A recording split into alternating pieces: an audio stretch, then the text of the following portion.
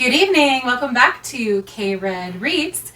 Tonight I'm going to read you a short story by Kate Chopin. She was an American author. She wrote this in the late 1800s. It's a very short story, but it's very visceral. So lay back, relax, and let your mind picture this while you listen.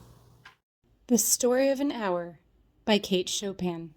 Knowing that Mrs. Mallard was afflicted with a heart trouble, great care was taken to break her as gently as possible the news of her husband's death. It was her sister Josephine who told her in broken sentences, veiled hints that revealed in half-concealing. Her husband's friend Richards was there too, near her. It was he who had been in the newspaper office when intelligence of the railroad disaster was received, with Brentley Mallard's name leading the list of killed. He had only taken the time to assure himself of its truth by a second telegram, and had hastened to forestall any less careful, less tender friend in bearing the sad message. She did not hear the story as many women have heard the same, with a paralyzed inability to accept its significance. She wept at once, with sudden, wild abandonment in her sister's arms. When the storm of grief had spent itself, she went away to her room alone. She would have no one follow her. There stood, facing the open window, a comfortable, roomy armchair. Into this she sank, pressed down by a physical exhaustion that haunted her body and seemed to reach into her soul. She could see in the open window square before her house the tops of trees that were all aquiver with new spring life. The delicious breath of rain was in the air. In the street below, a peddler was crying his wares.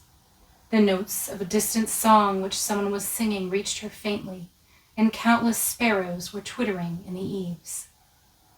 There were patches of blue sky showing here and there through the clouds that had met and piled one above the other in the west facing her window. She sat with her head thrown back upon the cushion of the chair, quite motionless, except when a sob came up into her throat and shook her, as a child who has cried itself to sleep continues to sob in its dreams.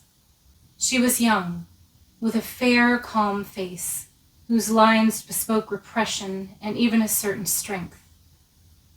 But now there was a dull stare in her eyes, whose gaze was fixed away off yonder on one of those patches of blue sky.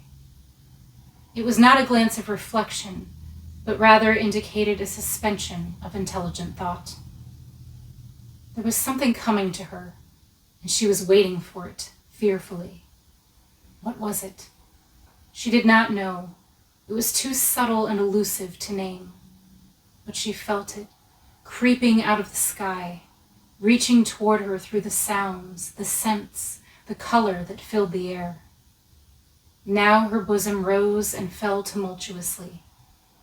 She was beginning to recognize this thing that was approaching to possess her, and she was striving to beat it back with her will, as powerless as her two white, slender hands would have been. When she abandoned herself, a little whispered word escaped her slightly parted lips. She said it over and over under her breath. Free, free, free. Her pulses beat fast. The vacant stare and look of terror that had followed it went from her eyes. They stayed keen and bright. Her pulses beat fast, and the coursing blood warmed and relaxed every inch of her body. She did not stop to ask if it were or were not a monstrous joy that held her. A clear and exalted perception enabled her to dismiss this suggestion as trivial. She knew that she would weep again when she saw the kind, tender hands folded in death, the face that had never looked save with love upon her, fixed with gray and dead. But she saw beyond that bitter moment a long procession of years to come that would belong to her absolutely, and she opened and spread her arms out to them in welcome. There would be no one to live for during those coming years. She would live for herself. There would be no powerful will bending hers in that blind persistence with which men and women believe they have a right to impose a private will upon a fellow creature. A kind intention or a cruel intention made the act seem no less a crime as she looked upon it in that brief moment of illumination. And yet she had loved him. Sometimes. Often she had not. What did it matter? What could love, that unsolved mystery, count for in the face of this possession of self-assertion, which she suddenly recognized as the strongest impulse of her being? Free. Body and soul free, she kept whispering. Josephine was kneeling before the closed door with her lips to the keyhole, imploring for admission. Louise, open the door! I beg, open the door! You will make yourself ill! What are you doing, Louise? For heaven's sake, open the door! Go away! I am not making myself ill. No, she was drinking in a very elixir of life through that open window. Her fancy was running riot along those days ahead of her, spring days and summer days, and all sorts of days that would be her own. She breathed a quick prayer that life might be long. It was only yesterday she had thought with a shudder that life might be long. She arose at length and opened the door to her sister's importunities. There was a feverish triumph in her eyes, and she carried herself unwittingly like a goddess of victory. She clasped her sister's waist, and together they descended the stairs. Richards stood waiting for them at the bottom. Someone was opening the front door with a latchkey. It was Brentley Mallard who entered, a little travel-stained, composedly carrying his gripsack and umbrella. He had been far from the scene of accident and did not even know there had been one.